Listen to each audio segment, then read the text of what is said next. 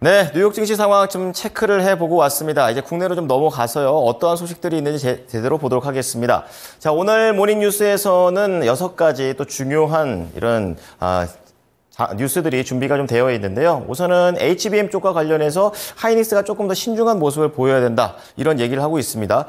왜 신중해야 될까요? 좀 더 알아보도록 하겠고요. 또 게임 쪽에서는 펄어비스가 다시 한번 날개를 펴는 그런 움직임들, 그리고 휴림 로봇에서는 2차 전지 장비 쪽으로 좀 더 확장을 하는 모습들이 나오고 있습니다. 그리고 웹툰에 대한 내용들, 마지막으로 비만 치료제에 대한 부분도 솔솔 나오고 있는데요. 좀 더 자세하게 체크해 보겠습니다. 김은벽 캐스터 내용 어떻습니까?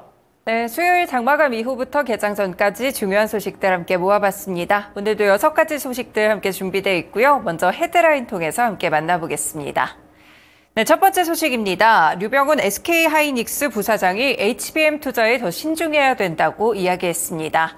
네, 두 번째 소식은 펄어비스 주목해 보실 수 있겠는데요. 이 펄어비스의 검은 사막이 중국에서 판호를 획득하게 됐습니다. 텐센트와 서비스를 준비한다고 하는데 언제 출시될지 함께 살펴보겠습니다.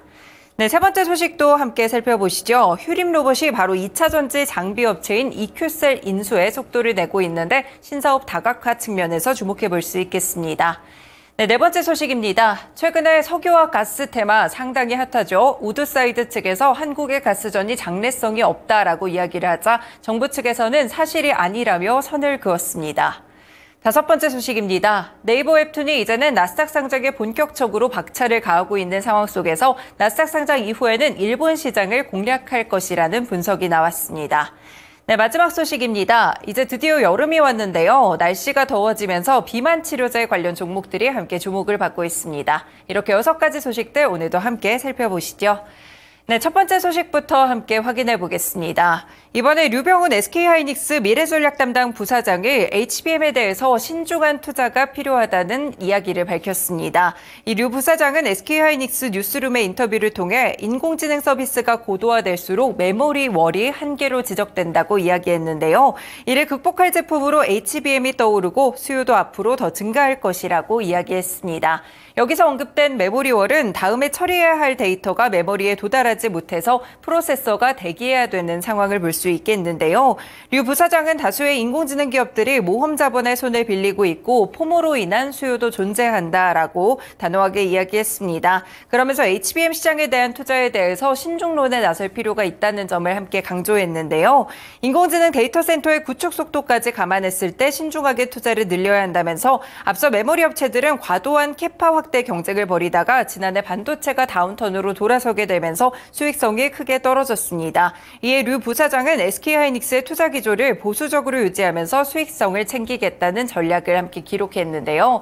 실제로 지금 관련해서 여기서 포모 수요가 있다라면서 HBM과 관련돼서 약간은 좀 냉정한 그런 멘트를 하게 되면서 앞으로 이 투자에 대해서 조금 더 신중해야 된다라면서 새로운 시각을 제시했다는 점 확인해 볼 수 있겠습니다. 관련 종목으로는 역시나 SK하이닉스까지 함께 체크해 보시면 되겠습니다. 네, 두 번째 소식 함께 보시죠. 국내 게임사 펄어비스의 MMORPG 검은 사막이 중국 내 판호를 발급받게 됐습니다. 중국의 국가신문 출판사는 지난 5일 펄어비스의 검은 사막을 비롯해서 외산 게임 15종에 대해서 이번에 판호를 함께 발급했는데요. 이 중국은 심의를 거친 자국 게임사 내에 내자 판호를, 해외 게임사에게는 외자 판호를 발급해서 서비스를 허가하고 있습니다. 이 검은 사막은 2014년 국내 오픈 베타를 거쳐 2015년에 한국 시장에 정식 출시된 이래 전 세계에서 12개 언어로 5천만 명 이상이 즐긴 펄어비스의 대표작이라고 볼 수 있겠는데요. 펄어비스는 앞서 텐센트와 퍼블리싱 계약을 체결하고 지난해 말에 열린 텐센트의 신작 게임 행사 스파크 2024에서 검은 사막을 함께 소개하기도 했습니다. 텐센트와 긴밀하게 협업해서 앞으로 중국에서의 서비스를 잘 진행을 해보겠다라는 이야기도 있었는데요. 이렇게 외자판호 발급을 받았던 펄어비스, 시간의 시장에서 상한가에 들어가는 흐름이었습니다. 그렇기 때문에 오늘장 펄어비스 주목해 보시면 좋을 것 같고요. 최근 차트도 함께 보겠습니다. 네, 펄어비스 보시면요. 게임 관련 종목들 사실 굉장히 지지부진한 모습들을 이어왔었죠. 4월부터 약간의 턴어라운드 기조가 나타나기 시작했는데요. 이때 보시면 관련 종목들을 위주로 저가 매수세가 유입되게 되면서 게임 관련 종목들이 일제히 강세를 보이기도 했습니다. 실제 펄어비스도 4월부터 차트가 위쪽으로 올라가는 흐름이었는데요. 5월에서도 크게 밀리지 않고 이 선을 잘 유지하는 모습 속에서 지금 121평선을 잘 타고 있는 모습들이 펼쳐지고 있습니다. 펄어비스에 대해서 다시 한번 이 외자 판호가 발급됐다는 점 검은 사막 모멘텀에 주목해 보시면서 게임주들까지 함께 연결해서 투자 전략 짜보시면 좋을 것 같습니다.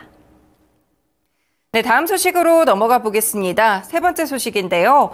휴림그룹이 2차 전지 장비 업체 이큐셀에 대한 인수에 본격적으로 나섰습니다. 휴림그룹 계열사인 휴림로봇은 전자공시 시스템을 통해 이큐셀 인수를 위해 최대 주주인 EID, 이화전기공업과 주식 양수도 계약을 체결했다고 밝혔는데요. 네, 이번에 이큐셀 주식 2,988만 448주를 양수하게 됐고요. 이로써 지분 자체는 86.65%를 함께 확보하게 됐습니다. 이큐셀은 배터리 패키지 공정 자동화 장비 기술과 반도체 후공정 기술, OLED 진공과 이송 장치, MPS라든지 초정밀 정렬 기술을 함께 보유하고 있는 기업인데요. 휴림로봇은 이큐셀 인수를 통해서 2차 전지와 로봇 사업의 시너지를 창출해서 새로운 현금 창출 사업을 만들어낼 계획이라고 함께 밝혔습니다. 네, 일단은 언급됐던 이큐셀이라든지 EID 그리고 이화전기공업까지는 현재 거래 정지에 들어가 있는 종목이라고 보실 수가 있겠고요. 인수를 하게 된 휴림로봇 이나 이 관련한 휴림 에이텍 계열사까지 함께 볼 수가 있겠습니다. 이 두 종목 모두 시간의 시장에서 상당히 좋은 흐름을 기록하면서 함께 올랐기 때문에 살펴보시면서 휴림 로봇까지 함께 체크해 주시면 될 것 같습니다. 네, 네 번째 소식입니다. 지난해 호주의 최대 석유 개발 회사인 우드사이드가 동해 심해가스전 공동탐사 사업에 대해서 철수하게 되며 장래성이 없다고 평가한 것으로 알려지며 이번 이 동해 가스전에 대한 석유 시추 관련된 승인에 대해서 다시 한번 논란이 일고 있습니다. 이 우드사이드 홈페이지에 공개된 2023년 반기 보고서를 보면 우드사이드는 탐사 포트폴리오를 최적화하는 과정에서 더 이상 장래성이 없는 광구를 퇴출시켰다며 그 대상 중 한 곳으로 한국을 언급했는데요. 이 보고서에서는 여기에는 트리니다드 토바고 심해 5광구 철수 결정과 함께 캐나다, 한국, 미얀마 A6 광구에서 공식 철수한다는 내용이 포함된 것으로 알려지고 있습니다. 실제로 우드사이드는 지난해 1월에 이 사업에서 철수를 했는데요. 이를 두고 일각에서는 우드사이드가 사업성이 없다고 판단해서 포기한 동해의 심해 가스전 사업의 개발 가능성을 정부가 부풀리고 있는 것이 아니냐라는 의혹들이 함께 제기가 됐습니다. 논란이 일자 산업통상자원부와 석유공사는 보도자료를 내고 재반 사정을 고려할 때 사실관계에 부합하지 않는 것으로 판단된다고 밝혔는데요. 산업부는 우드사이드가 지난 2022년 7월 철수 의향을 표시하고 지난해 1월 철수했다고 확인하면서 우드사이드가 6월 호주의 자원개발 기업과 합병하면서 기존 추진 사업에 대해서 전반적으로 재조정 과정을 이뤄지게 됐고 이 과정 중 하나였다라고 평가를 주고 있습니다. 네, 이렇게 우드사이드와 관련된 의혹들이 좀 제기가 되면서 장마감 이후에 관련 종목들이 일제히 하락하는 흐름이었는데요. 흥구석유라든지 중앙에너비스, 하이스틸, 삼표시멘트, 시멘트 관련 종목들도 최근에 가스전 관련 종목으로 묶이고 있는데요. 이런 종목들까지 과연 오늘장에서는 어떤 변동성을 주게 될지 뉴스 플로우도 체크해 두시면 될 것 같습니다. 네, 다섯 번째 소식 넘어가 보겠습니다. 네이버 웹툰의 일본 서비스인 라인망가가 4년 만에 현지 앱 마켓 매출 1위를 탈환하게 됐습니다. 미국의 나스닥 상장 이후에는 일본 시장을 발판 삼아서 수익성을 확보할 것이라는 분석들이 나오고 있는데요. 이번에 라인망가는 지난달 일본 앱 마켓에서 매출 1위를 차지하게 됐습니다. 사실상 2020년 7월 이후 약 4년 만에 있는 일이라고 볼 수 있겠는데요. 네이버 웹툰 내부에서는 기념비적인 성과라는 평가가 나오고 있습니다. 사실상 1위를 계속해서 달리고 있던 사업이 카카오 피코마였는데요. 이번에 근소한 차이로 1위를 제쳤다고 합니다. 실제로 라인망가의 점유율이 44.63% 그리고 카카오 피코마는 44.55%로 1%포인트 차도 나지 않았는데요. 증권가에서는 이번에 나스닥 상장까지 이뤄진다면 이 확보한 자금을 통해서 투자를 한층 확대할 것으로 보고 있습니다. 하나증권연구원은 상장으로 확보한 자금을 바탕으로 북미에 침투하고 IB 콘텐츠에 대한 비중을 확대하는 후 이 추가 M&A나 협업과 같은 구체적인 계획과 함께 매출 증가세가 확인된다면 네이버의 기업 가치에도 플러스가 될 수 있을 것이라고 분석을 했습니다.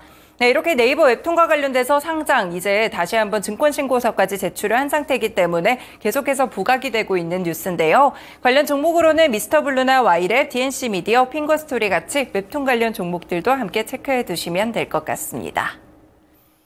네, 마지막 소식으로 넘어가 보겠습니다. 글로벌 바이오 종목들이 비만 치료제를 앞서서 꾸준하게 우상향하고 있는 차트를 그리는데요. 이 비만 치료제 테마가 지난해에 이어서 올해까지 시장의 주목을 받고 있습니다. 올 1월에 미국 내 비만 치료제 신규 처방 건수는 5만 회 수준이었지만 여름을 앞두고 지난해에는 17만 회까지 크게 확대가 됐는데요. 확실히 여름 시즌이 좀 오다 보니까 관련해서 비만 치료제 종목들이 성수기 열풍을 타는 모습입니다. 덴마크의 제약사 노보노디스크는 비만 치료제 위고비를 갖고 있고요. 미국의 제약사 일라이릴리는 잘 아시다시피 젯바운드를 보유하고 있습니다. 증권가에서는 비만 치료제를 이을 테마로 치매 치료제까지 함께 꼽고 있는데요. 현재 치매 치료제 시장에서는 가장 주목받는 업체가 레캠비입니다. 이를 공동 개발한 미국의 바이오젠과 일본의 에자 기업을 함께 살펴볼 수가 있겠습니다. 일단은 비만 치료제와 관련돼서 다시 한번 여름 시즌이기 때문에 주목을 할 수 있을 것 같은데요. 관련 종목으로 국내 기업들 보겠습니다. 인벤티지랩이나 한미약품, 동아ST, 펩트론 같은 비만 치료제 관련 종목들도 한 번 더 관심 가져보시면 좋을 것 같습니다. 네, 이렇게 개장 전에 중요한 소식들 6가지 함께 정리해드렸습니다. 모닝뉴스였습니다.